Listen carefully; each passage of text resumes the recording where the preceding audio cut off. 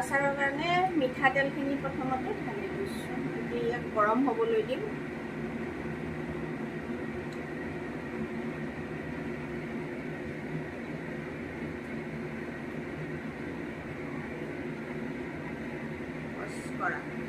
অলপ তেলখিনি গৰম হৈ অহাত এতিয়া অলপ ফোৰণ ঢালি দিছোঁ। এতিয়া ইয়াত গৰম তেলত জলফাইখিনি দি দিম।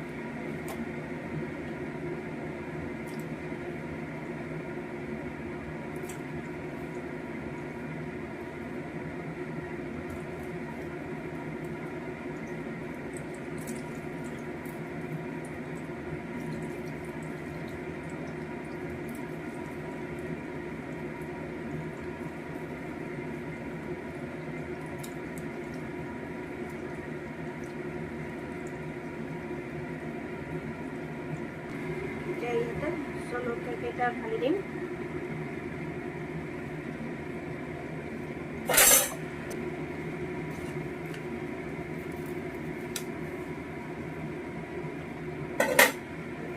নিমখ জোখমতে নিমখখিনি দি দিম।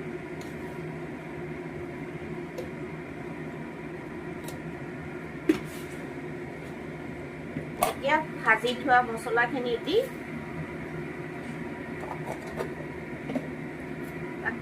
লৰাই 3টা হুইচেল মৰা হোৱাৰ পিছত আচাৰ ৰেডি হৈ যাব। তাৰপিছত দেখাই আছোঁ।